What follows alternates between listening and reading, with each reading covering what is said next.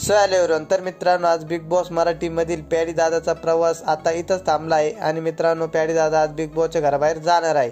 तर मित्रांनो, सूरज भाऊ चव्हाण आज एकदम नर्वस आहे, कारण की पॅडी दादा त्याला तुम्हाला आता बघितलं असेल तुम्ही पहिल्या एपिसोड पासूनच पॅडी दादांनी सतत सूरज चव्हाणला बिग बॉसच्या घरात सपोर्ट केला होता आणि त्यांना ते समजून सांगायचे योग्यरित्या। तर मित्रांनो, आज सूरज चव्हाण एकदम नर्वस झाला आहे, कारण की पॅडी दादा बिग बॉसच्या घराबाहेर जाणार आहे। आणि मित्रांनो, पॅडी दादाला विचारलं जातं की शेवटला घराबाहेर जाण्याआधी की तुमच्याकडे तो एक कॉईन आहे, तर तो तुम्ही कोणाला देशाल?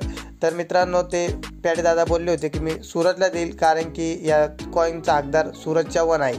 आणि मित्रांनो, पॅडी दादा बिग बॉसच्या घरात असं पण बोलले होते एकदा, जे पत्रकाराची टीम आली होती तेव्हा, की त्यांना विचारलं होतं की तुमची आणि सूरजची जे आत्ता नातं आहे ते फक्त आत्ता या एपिसोड पुरतंच आहे का? तर मित्रांनो, त्यावरच डायरेक्ट पॅडी दादा त्यांना बोलले होते की हे नातं ना बिग बॉससाठी ना कशासाठी, डायरेक्ट हे नातं मरोपर्यंत आहे आणि मी जोपर्यंत मी सूरज चव्हाणला सपोर्ट करेल आणि मी त्याच्या पाठीशी उभा आहे, तोपर्यंत हे नातं तुटणार नाही, तोपर्यंत तो मरत नाही किंवा मी नाही, मी मरेपर्यंत त्याला डायरेक्ट साथ देणार आहे। तर मित्रांनो, पॅडी दादाने बिग बॉसच्या घरात सतत सूरज चव्हाणला समजून घेतलं आहे आणि त्याला सतत त्यांनी मोठ्या प्रमाणात सपोर्ट दिला आहे। तर मित्रांनो, आता सूरज चव्हाण बिग बॉसच्या घरात एकटा पडणार आहे, कारण की तुम्हाला तर माहिती आहे बिग बॉसच्या घरात बाकीचे सदस्य त्याचा फक्त फायदा घेतात, त्याला कोणी जास्त समजून सांगत नाही।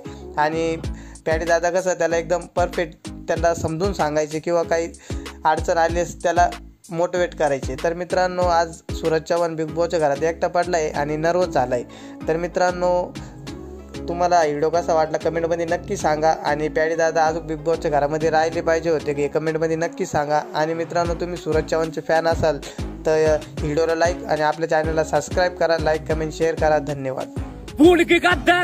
मितलं दिलदार आलं लव यू ना माझ्या मितला।